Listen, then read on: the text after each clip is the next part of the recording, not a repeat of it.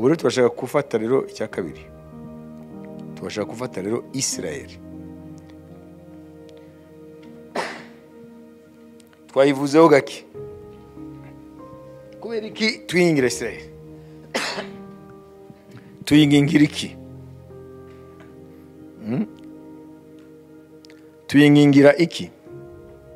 Ndazi ko ari amatorero atazi ko bafite umwenda wa Isirayeli, cyangwa abandi bakagwa mu yindi extreme yo gufata Isirayeli uko biri itayivuze, bakibaza ko bakwiye kuba nk'Abisirayeli,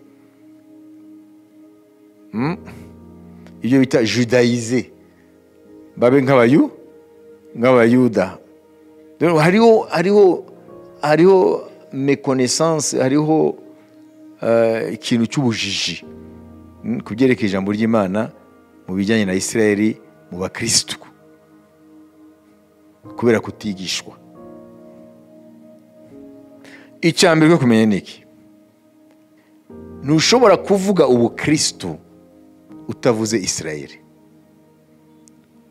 kubera ko abigishwa ba mbere ba Kristo bari Abayuda.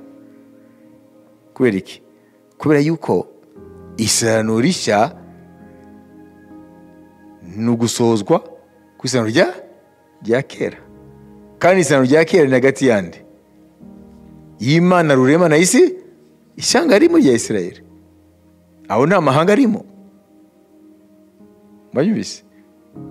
Isirayeli ihabwa yuta les oracles, ihabwa amagambo yayo ahishwemo umugambi w'Imana ko hazagera igihe Imana izimenyekanisha ku isi yose nk'Imana y'amahanga yose, ihereye ku ishyanga rimwe ryitwa Isirayeli. None kubera iki wowe mu Kristo ufite inshingano zo kwingingira Isirayeli ngo umugambi w'Imana w'amahoro wigereho? Aha ntabwo ndiho ndavuga ngo twebwe turashigikiye iyo barwana n'abariya barabu, amen, ngo tuvuge ngo twebwe turashigikiye ko bariya barabu bapfa. Ntabwo ari byo. Twe turavuga Isirayeli mu mugambi w'Imana, nawe ibyo gupfa bose ni ibiremwa by'Imana. Kubera iki? Kubera ko Bibiliya avuga ngo Imana yanangiye imitima y'Abisirayeli, haleluya, kugira ngo agakiza kagere kuri twe. Mwayibise? Ntabwo ari bo binangiye imitima, ni Imana yabanangiye imitima kugira ngo bange Mesiya aduhindukire igitambo, none agakiza katugereho. Ngo nyuma amahanga igihe Imana yayahaye akwiye kumva ubutumwa, abakiza bagakizwa, abinangira bakinangira. Imana ari umunsi yashizeho izagarura agakiza ku Bisirayeli, nabo bagirwa ubuntu nk'uko amahanga yabugiriwe. Vuga ngo endurcissement ya Isirayeli, kunangira umutima, wanangiye umutima wa Isirayeli niwe azawuhambura. Igihe ni kigera. Nibyo Pawulo ayishura mu Baroma. Amen. Dusomere mu Baroma.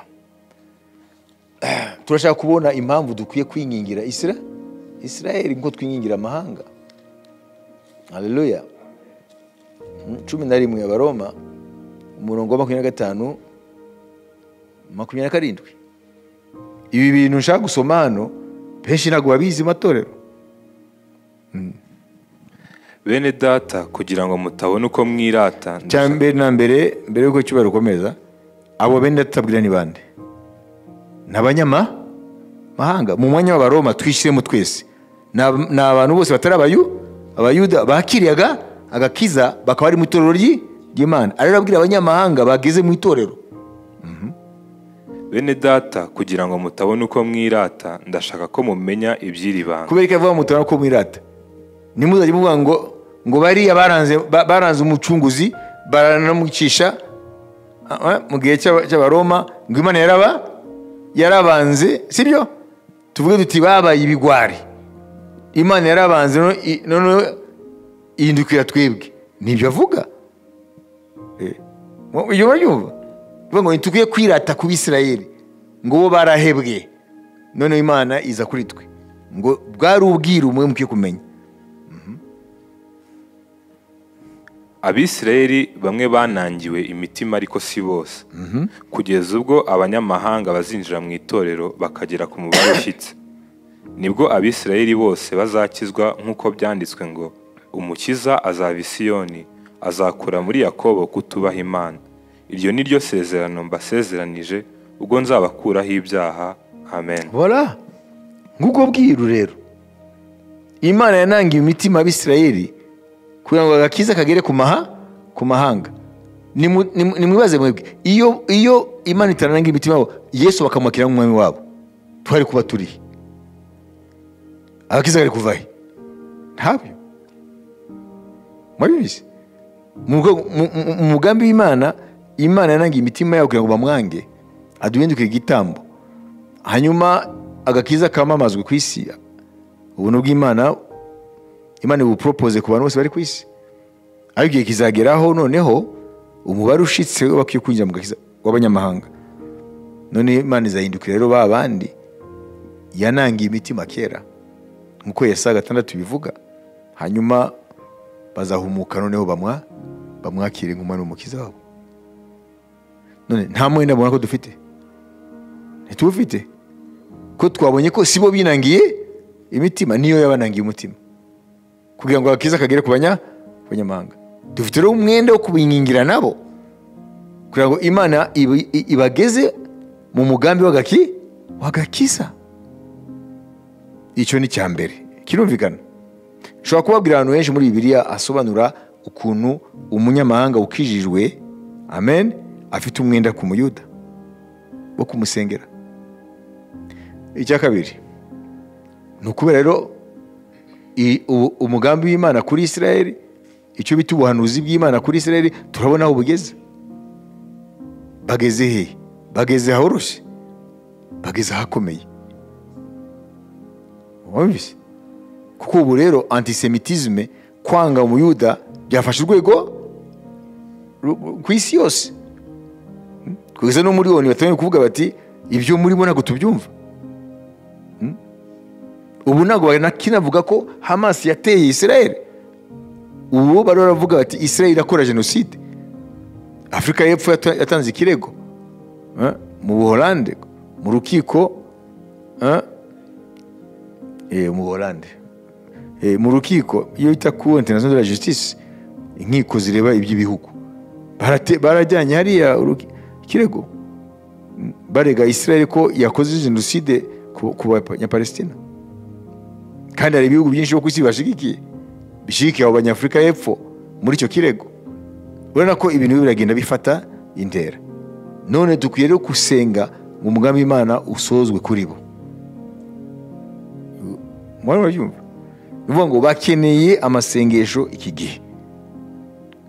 Si amasengesho y'uko bica Abarabo, ni amasengesho y'uko umugambi w'Imana ubasoreraho wo kuzamenya Mesiya. Ibi Imana yabavuzeho bisore.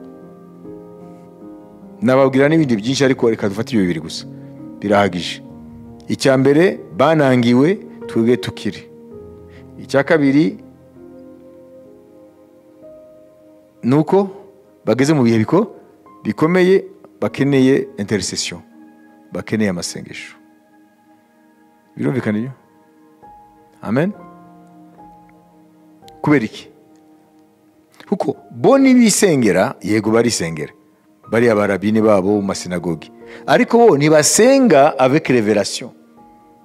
Bo ntabwo basenga bafite ijambo ry'Imana. Bo barasenga bashingiye kuri Tora, ku mategeko y'isezerano rya kera.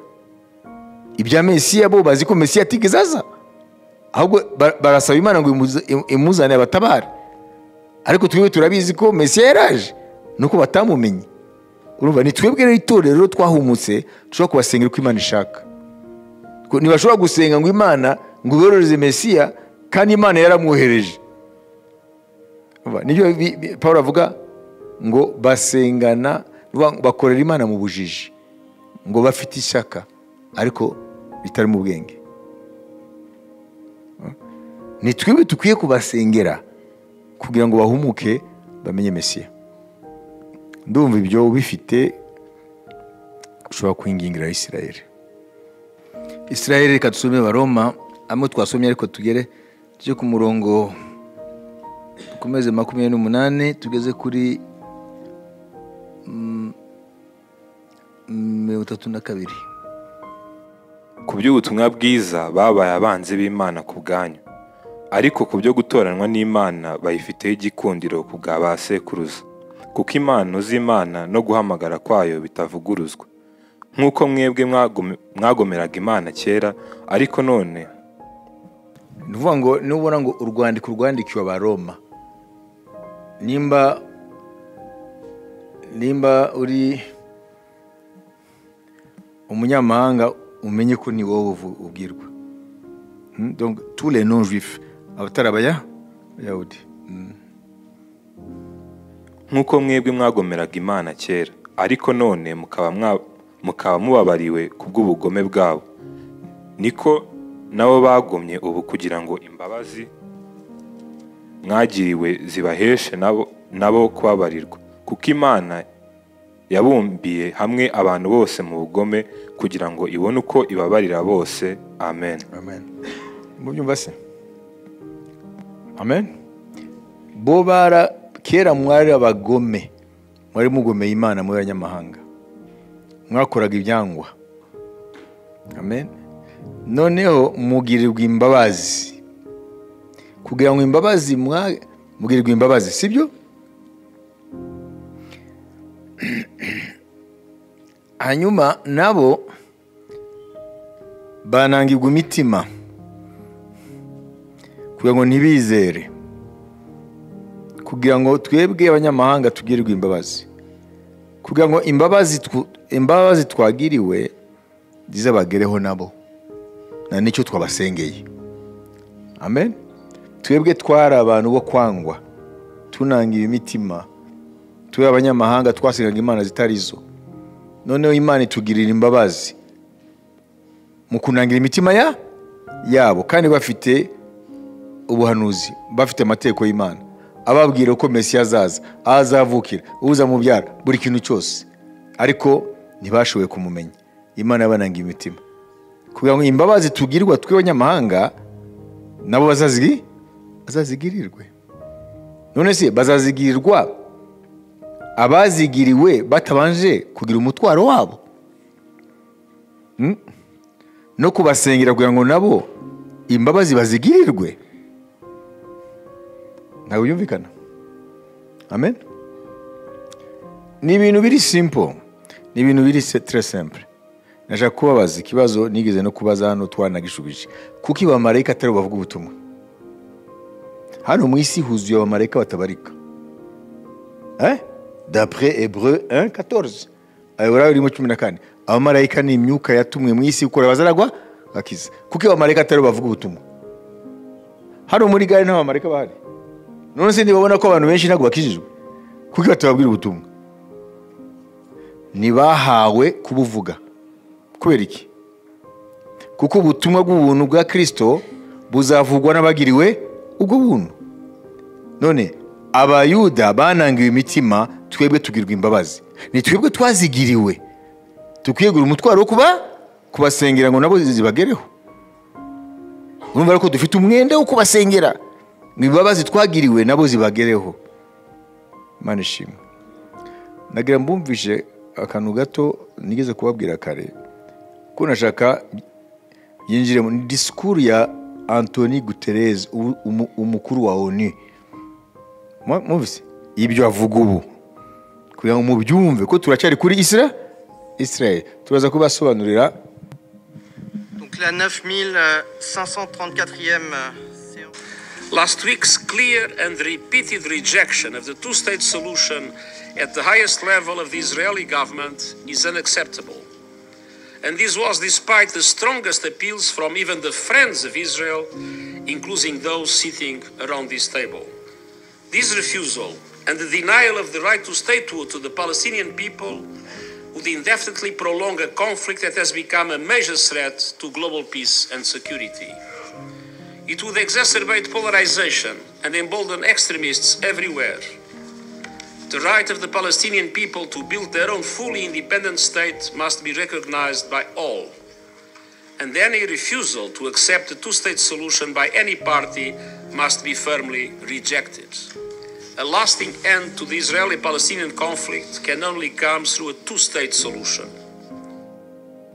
yuko havuka leta y'Abanyapalestina, ngo ibyo bikwiye kwamaganwa n'isi yose, kuko ibyo bibangamiye amateka y'isi yose. Global peace. Ni gute agace kari hariya ku isi kahitwa Israel hariya kwanga kuvuka kwa leta y'Abanyapalestina na mugwa mukuru Yerusalemu bibangamiye amahoro yo ku isi. Koma murumva, uyu ni umuyobozi wa ONU, Secretary General wa ONU, arakomeza aravuga ibindi byaha mu kanya. Arakomeza aravuga ngo kwanga kwa Israel ko Abanyapalestina baronka leta yabo ngo biriho birazana bita polarization, birazana ubuhezanguni ku isi yose, ngo ni inacceptable, ntibishobora kwemerwa. Ikindi nacyo iyo avuze uriya avuga mu izina ry'ibihugu 195 bigize ONU isi yose. Hanyuma aravuga ikane, aravuga ngo n'inshuti za Israel ngo bamwe twicaranye hano, mwabyumvise, bari muri iki cyumba aho nyine aravuga bande Amerika, Bwongereza, ngo nawe ubwawo bariho barakonda na Israel, bariho baramagana uko kwanga ko Palestina yigenga ikagira leta yayo. Murumva sicyo twavuze hano, bazasigaye iki? Basigaye iki? Ngo n'inshuti za Israel zajyaga zishigikira nazo twicaranye nabo hano baramaganye iyo position ya Israel yo kwanga ko haboneka leta y'Abanyapalestina yigenga na mugwa mukuru Yerusalemu. Voilà. Ntabwo bikeneye kuba uzi geopolitique ndende nini kwango byumve, birumvikana. None umva turagana muri Zakariya 12, nzakoranya amahanga yose atereye Yerusalemu. Aho niho tugana. C'est clair. Niyo mpamvu nababwiye ngo hari urgence yo gusengera ibintu bitatu: amahanga, Israel, ngo hasigare itorero. Nijyo turangiriza. Amen. Mumvise Israel aho igeze aho gutabarwa gusa n'Imana, Imana ya Abrahamu na Isaka na Israel. Nitwebwe rero twamenye ukuri, dushobora kubyumva mu rwego rw'umwuka, kuko aba baguterezi uyobora ONU we abyumva mu buryo bw'ubwenge. Twe turabyumva mu buryo bw'umwuka, ariko isi ntago yumva mu buryo bw'umwuka. Donc kandi urabona mu makapitale y'ibihugu bikomeye ku isi hagenda havuka imyigaragambyo yo kwamagana Israel.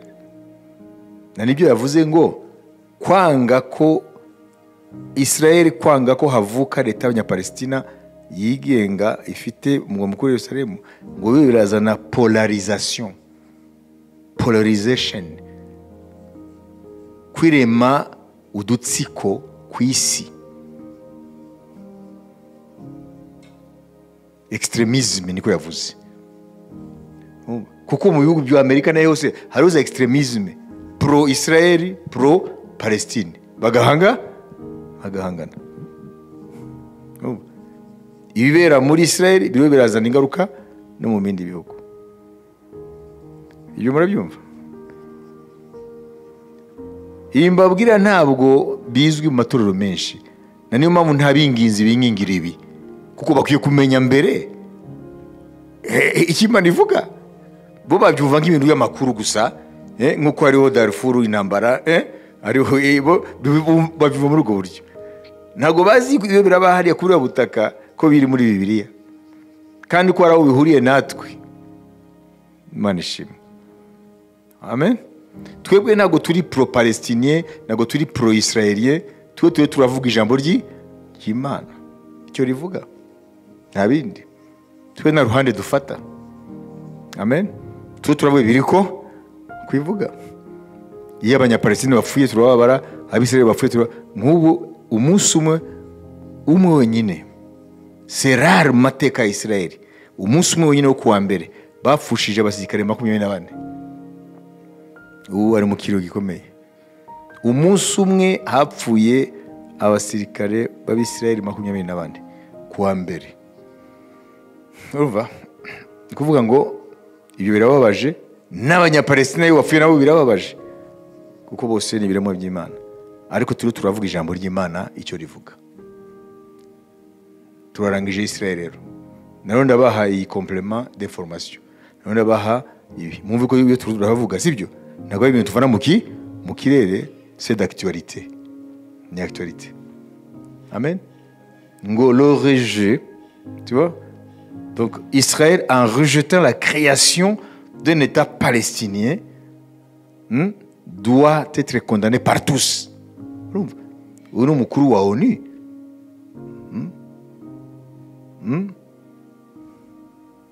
Ngo bikwiye kuba condamné n'abantu bose kwe kubyo amagana. Mujambo uri kuvuga iki? Amanga yose ntahagarare muri position imwe, bakondane bari abantu binagondo badashaka ko abandi bigenga.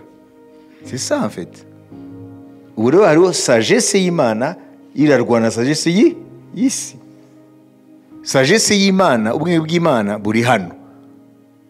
Wabibise? Buravuga kiriya kibazo uko cyatangiye uko kizarangira. Sagesse y'isi iravuga ngo bari abantu ntinagondwa kuko badashaka ko abandi bigenga. Wabibise? None sagesse y'Imana na sagesse y'isi bizagenda gute? Bizakemuka bite?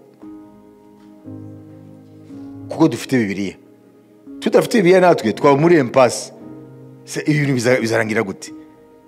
Iyi Isirayeli yanga ko havuka leta y'Abanyapalestina, ikibazo gike kandi ari ijambo yavuze hariya Guterres, mwabyumvise ngo ikibazo cy'intambara y'Abarabu n'Abisirayeli ntago kizakemuka hatabaye ivuka rya leta y'Abanyapalestina. Niko yavuze, niko Guterres yarangije avuga. Donc la 9534e séance. Last week's clear and repeated rejection of the two-state solution at the highest level of the Israeli government is unacceptable. Two-state solution. La solution des États. And this was despite the strongest appeals from even the friends of Israel, including those sitting around this table. This refusal and the denial of the right to statehood to the Palestinian people would indefinitely prolong a conflict that has become a major threat to global peace and security. Global peace. It would exacerbate polarization and embolden extremists everywhere. The right of the Palestinian people to build their own fully independent state must be recognized by all. And any refusal to accept a two-state solution by any party must be firmly rejected. A lasting end to the Israeli-Palestinian conflict can only come through a two-state solution. Y'Abanyapalestina ikabana ku butaka bumwe na leta y'Abisirayeli, ngo bitaba bityo nta solution izaboneka. Ikishasha niki? Ikishasha kuko ari amaresolution menshi yagiye abaho ibyemezo byo gukundana, sibyo? Igishasha niki? Nuko n'abari ku ruhande rwa Isirayeli kuri icyo kibazo bayivuyeho. Icyo gishasha mwanyibise igishasha nuko n'abari ku ruhande rwa Isirayeli kuri icyo kibazo, Abanyamerika n'Abanyaburayi bayivuyeho, nabo bafashe position y'amahanga yose. Iki ni gishasha rero mu mateka. Niyo mpamvu resolution za mbere ntago zashyirwa mu bikorwa kuko Abanyamerika baraziburizagamo kubera droit de veto, ngo droit de dire non. Ariko ubu abo bavugaga bati iki cyemezo ntabwo gikorwa, nabo basinyiye umugozi umwe. ubu Israel iri yonyine, ni ukuvuga ngo resolution yo kuyikondana izakurikirana na resolution yo kuyitera. Umva? Conseil de sécurité des Nations Unies nivota bakagira resolution yo gutera, ubu rero abahoraga bayibloka ntibagihari, donc bazatera rero. Zakariya 12 ishyirwa mu bikorwa, kuko aba droit de veto nibiya bihugu byayiprotejaga, Amerika, amen, Bwongereza, sibyo? Ariko ubu rero birarangiye. Ubu rero nta kintu kigiproteje Israel atari Imana yonyine. Nimba Imana yaravuze ngo amahanga azakoranywa atere Yerusalemu, hari uzabihindura se? Niko bizaba, nta kizahinduka. Kandi twabonye ko rezo izatuma bayitera tumaze kuyimenya, nuko Israel itagira yemera ko havuka leta y'abanya Palestina inatware Yerusalemu ya kera. Nuvuga ngo babandi bahagarara ku mahame y'idini ya Kiyuda nibo ahagaze mu ruhande rwabo, kandi ubu nibo bafite imbaraga, na nibo babyara cyane, ni benshi ubu. Abo rero ntibazemera ko Yerusalemu bayitwara, keretse ubishe bose ubarangije. Kandi icyo tuzi ntibazongera guhunga Abisirayeli, byararangiye. Ahubwo hasigaye ko baterwa, 2/3 bigapfa, 1/3 igatabaza mu ijuru, bakabona uje kubatabara ni Yesu. Cyo nyo bisigaye nta bindi. Bayibise Netanyahu yavuze rero, ntabwo Netanyahu na sont les juifs bahagaze réellement mu idini ryabo. Murabyumva? Kuko hari abajuifu b'abapagani baraho, bavuye mu bindi bihugu nabate baraho gusa ntibazi n'ijambo ry'Imana naryo bazi. Ariko hari abayuda rero bazi iby'Imana yabavuzeho, kandi babarizwa mu masinagogi. Abo rero biragoye.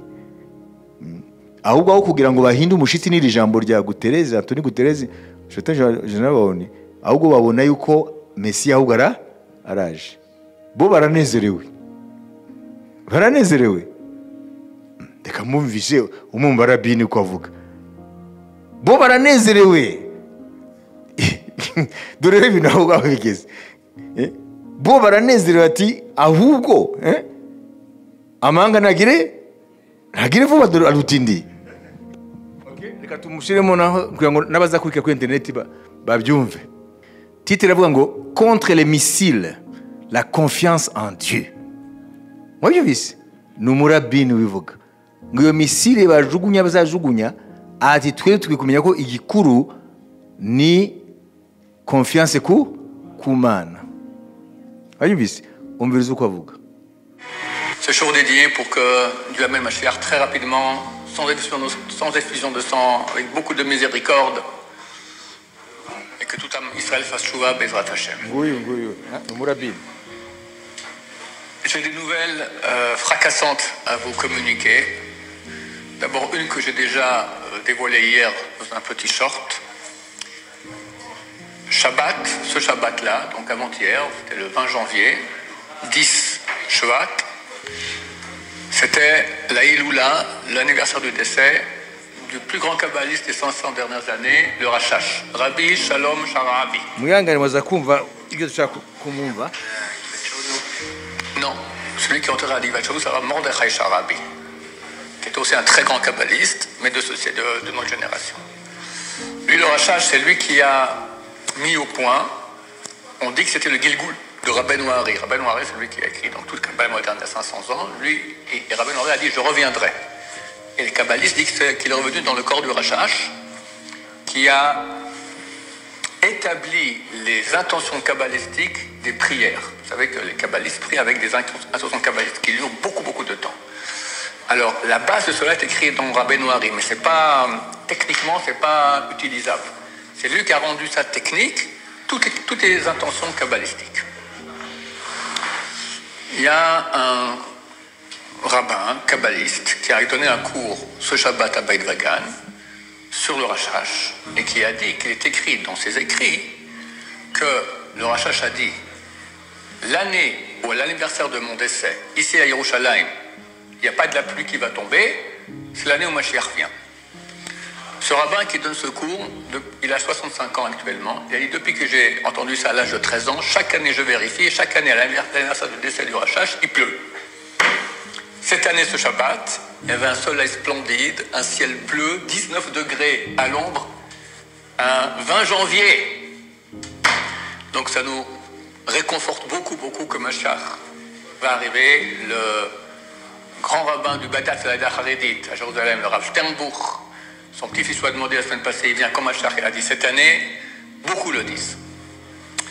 Il y a un rabbin qui a demandé qu'on ne cite pas son nom, qui est à mon avis le plus grand rabbin du monde, et peut-être le Mashiach, qui a dit à son entourage que très bientôt, il y aura plein de missiles qui vont tomber.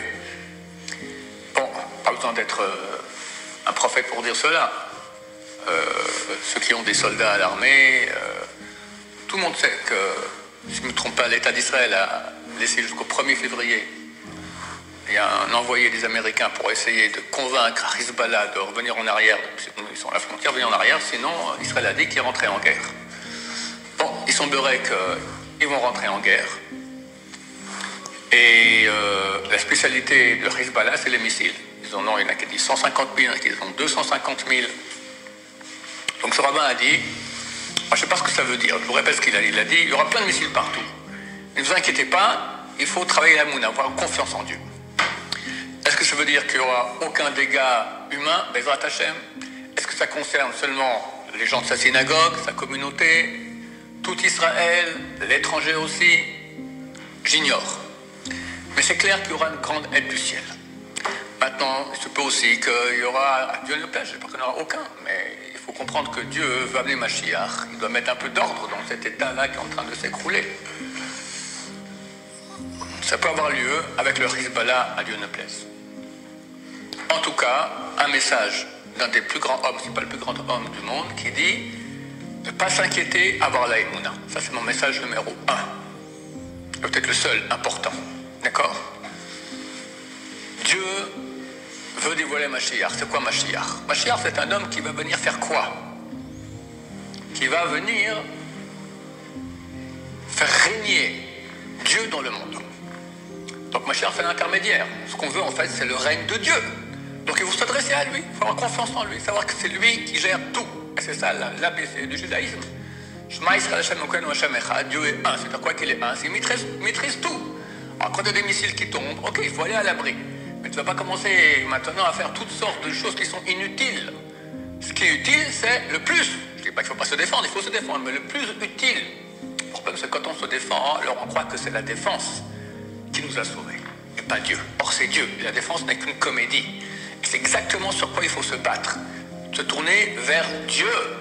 Et c'est lui qui peut nous sauver, et que lui qui peut nous sauver. Il aura, peut-être.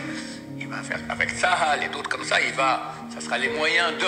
Et peut-être pas, peut-être que Dieu veut que tout le monde reconnaisse que c'est lui et personne d'autre. Je ne sais pas comment ça va se passer.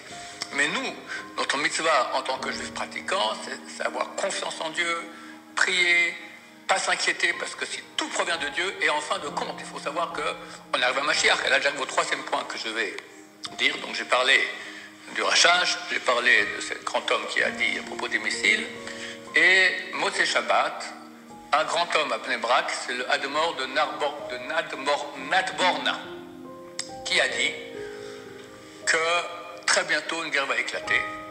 Ça, comme je dis, on le sait. Il y aura une guerre mondiale. Tout porte à croire cela. Il y a une tension entre l'Amérique et l'Iran et la Russie.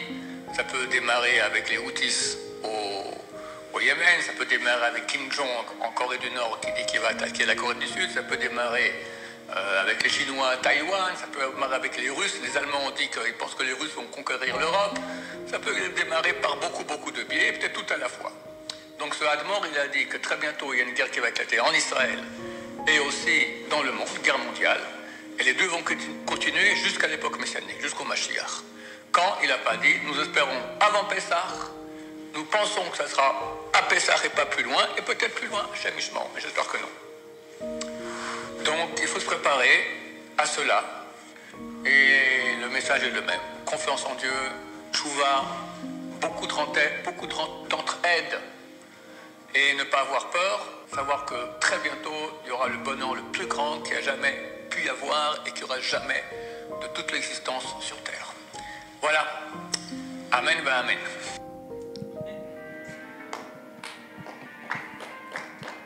Mwabibise bimwe si bitwa twize hano ngo bo bariteguye yuko iyo ntambara iraba ariko baraza gutabarwa na Mesiya noneho hakaba ibihe by'amahoro n'ibyishimo bitigeze kubaho ko yavuze l'époque messianique, le règne du Messie, le règne de Dieu, ubwami bw'Imana. Ni ibisubizo twiga hano. Abayuda nibyo byiringiro byabo. Mu gihe twebwe twumva yuko bikomeye ibyo niravuga kuri bo, ariko bumva ahubwo biratinze. Kuko nibyo nigo rugi rwo kuza kwa Mesiya. Amen. Haleluya. Hari ijambo bavuze hano ngo bo bakurikiye imibare yabo, bo ntago bafite revelation nkatwe. Ngo birashobora ko bitarenga kuri Pasika. Pesa mu kwa kane ariko yongeza kanoti birashobora kurenga ariko twe tumva ko kuri Pasika byashoboka ko Mesiya azabaya yaje. Voilà, kare umunya dufite dukoreshe mu gusengera rero itorero. Amen. On vit ce point de vue y'abajuife y'abayahudi bahagaze mu idini bavuze ngo nta gupanika nta bwoba ibyo bizaba ngo igikuru ni ayimuna kuvuga kwizera ibi twarabyize hano. Amen. Reka rero tuvuge ku itorero umuntu umwe hanyuma twingira itorero. Kubera ko twingira itorero ibyo ntabwo mbitindaho murabizi. Kubera ko itorero rya Kristo riri mu ntambara. Umwanzi ntarikunda. Araritera ijoro n'amanywa. Yesu yaravuze iki? Yaravuze ngo nimubona ibyo byose mubwire gute. Amen. Mwirinde nimuremerwe.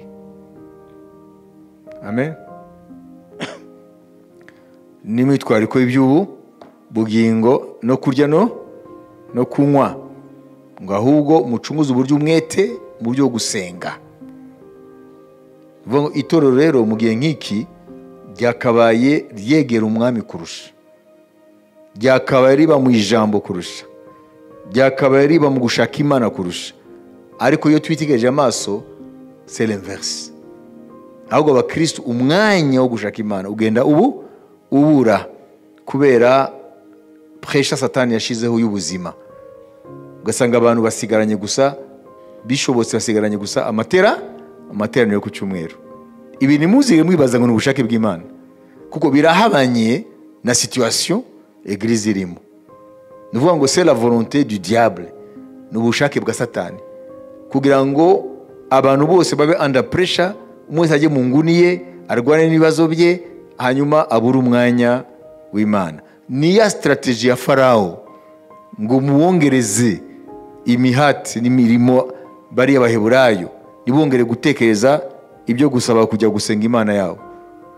Satani rero naravuga ati abadayimoni ni mubongereze iki, mubongereze za souci, worries, inquiétude, guhangayika, babonye ko badafite iki sibyo ejo bizagenda gute, hey nta mafaranga mfite, babe muri ibyo hanyuma imisi zabashirane.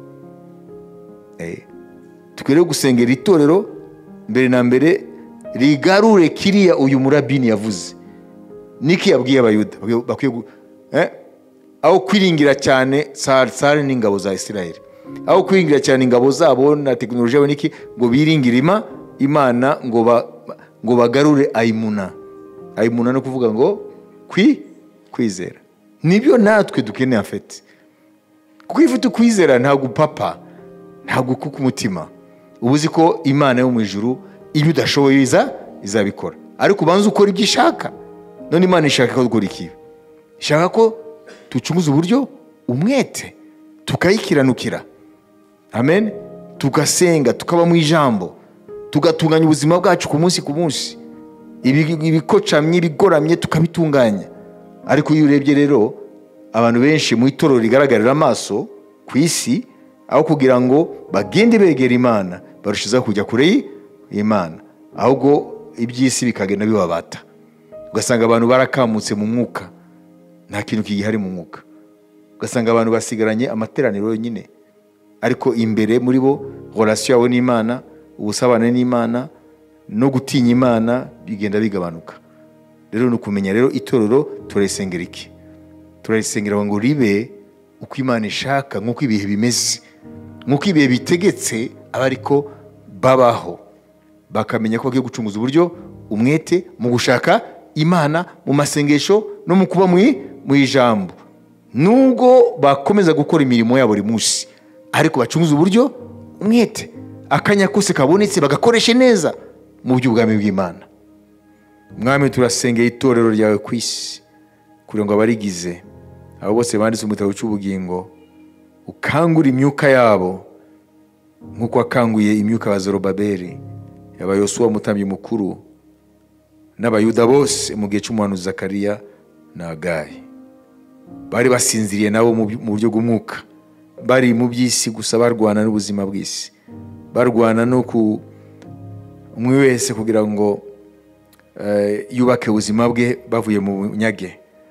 Natwe niko bimeze uyu munsi. Benshi abitwa abakristo bariho bararwana n'isi, bariho bariruka inyuma y'ibyitwa ubuzima, imibereho. Yego ntabwo watubujije gukora, kwiga n'ibindi, ariko wavuze ngo nitubona ibimenyetso ducunguze uburyo umwete. Akanya kose tubonye tugakoreshe neza mu gushaka mu maso y'Imana, mu gusenga, mu kuba mu ijambo ry'Imana, mu gusanga ijambo ry'Imana, no mu gutunganya ibidatunganye. Ikindi cyo gihe Mwami twari dukwiye gucunguza uburyo umwete kurusha ibindi bihe. Turasengera rero itorero ryose muri rusange kugira ngo uhumure amaso yabo bose bitirirwe izina ryawe, ubakangure mu myuka yabo, wakangure Mwami dans leurs esprits, dans leur conscience, kugira ngo bafunguke amaso bamenye ibihe aho bigeze, kugira ngo Mwami barebe Satani ntabibe, igihe cyabo wabahaye bagikoreshe neza. Mu izina rya Yesu Kristo turasengera itorero gukanguka. Mu izina rya Yesu Kristo turasengera abitwa abana b'Imana gukanguka. Mu izina rya Yesu Kristo turasengera abitwa abana b'Imana kureba mu ijuru, kubera ko Yesu Kristo ariho araza. Mu izina rya Yesu, nk'uko uyo murabini ahamagarira abayuda bene wabo kugira ngo bagarure ayimuna, ari uko kwizera, confiance ku Mana, natwe turasenge abakristo bose, abitwa ko bafite ibyiringiro muri Kristo, abitwa ko bakiraga agakiza ka Yesu, abo bose babufite mu byiringiro turabasengeye ngo kwa kwizera bataye bongere bakugarukeho. Mu izina rya Yesu, ntabwo ari ubwoba buzadukiza bw'ibizaba n'ibyo biraba, ahubwo ni kwiringira Imana 100%. Haleluya. No kwiha Imana 100%, twayiha confiance yuko izi ibyashize biriho n'ibizaba. Biturinde imitima yacu guhangayika, biturinde imitima yacu ko ihagarara mu gitereko, ariko duturize muri uko kwizera ko byose biri muri controle, byose Imana bifiteho controle, ko ntabwo ari abana b'abantu na Satani bafite amateka mu ntoki zabo, mu maboko yabo, n'Imana yo mu ijuru. Mwami rero turasengeye, twasengeye amahanga ngo umucyo wawe yagereho, twasengeye Isirayeli ngo isorezeho amasezerano yawe y'amahoro, twasengeye noneho n'itorero kugira ngo rikangure, rihagarare, ryitegure guhura n'umukwe. Mu izina rya Yesu Kristo, amen.